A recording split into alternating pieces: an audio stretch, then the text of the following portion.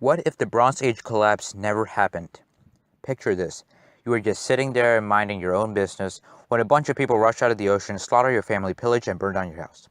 Oh, and they cause multiple civilizations to collapse and fester in dark ages that lasted for centuries. A bit extreme, right? Well, that was almost kind of what happened nearly 3,000 years ago. Or one theory about what happened. We don't really know for sure. It was 3,000 years ago, remember?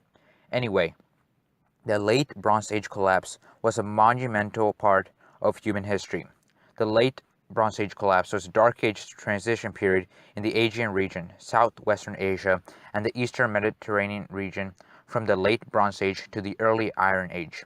Historians believe that it was violent, sudden, and disruptive, of course. The palace economy of the region that characterized the late Bronze Age was replaced by the isolated village cultures of the Greek Dark Ages. Now, most people think that the sea peoples, who are these mysterious group of people that apparently came from the ocean or something, caused this collapse. But the historian Eric Klein thinks that another theory could explain the Bronze Age collapse. He says, quote, "We must now turn to the idea of a systems collapse, a systematic failure with both a domino and multiplier effect, from which even such a globalized, international, vibrant, intersocietal network as present during the late Bronze Age could not recover." Now, more about these sea peoples. The sea peoples relied on swarming infantries, the infantrymen being equipped with javelins, long swords, and a few essential pieces of defensive armor, and they found it within their means to assault, plunder, and raze the richest palaces and cities on the horizon. Now, the main effects of the Bronze Age collapse was the weakening of the core civilizations such as Egypt and the absolute devastation of Greece.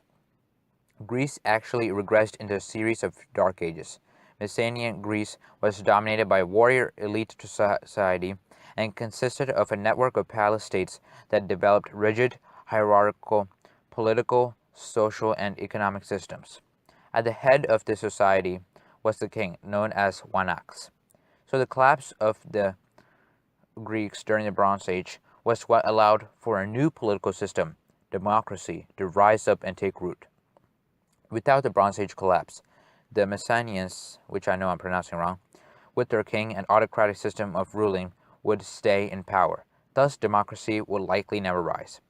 Also, Homeric epics such as the Odyssey and Iliad would likely never be written down, since these were created during the Greek Dark Ages. Another important group, the biblical Israelites, would also likely never rise in this timeline as well, since in the original timeline, the Egyptians and Hittites occupied the area that is now the site of Israel, without the power vacuum left by the Bronze Age collapse. The Egyptians would still be strong and control the regions. This means that there is a chance that even Christianity would not rise, given the fact that Israelite kingdoms would not rise in Canaan. Other than that, the end of the Bronze Age saw the beginning of the Iron Age, when people began to mold iron into tools that were much more efficient than the old bronze ones. The main reason that people began to use iron tools around the Mediterranean region was because of a shortage of tin during the Bronze Age collapse. If the shortage due to trade disruptions never happened, people will continue to stay in their bronze ways. Of course, iron would arise independently in South Asia and Africa, yet it would take much longer in this timeline for Europe to get iron smelting techniques. In this timeline, I see African and South Asian civilizations as being relatively more advanced than their European counterparts. Also, even civilizations such as the Roman Empire are unlikely to arise in any shape or form that we would recognize today, since Rome was basically a copycat of everything ancient Greece, and Greece is really different in this timeline. Rome would likely remain governed by a king, as it was for its early history. This means no Roman Empire, no Roman Republic, nothing that the West is built on today. By the Common Era, I can safely assert that the world would be much different from what we are accustomed to today. Europe will be a place lagging behind the rest of the world in terms of development, as it was for much of its history, while Rome remains confined to the Italian peninsula under a tyrannical king. From what I've gathered, the Bronze Age collapse was instrumental in bringing about change and pruning the weeds, so to speak, and allowing fresh and new civilizations to replace the old powerhouses.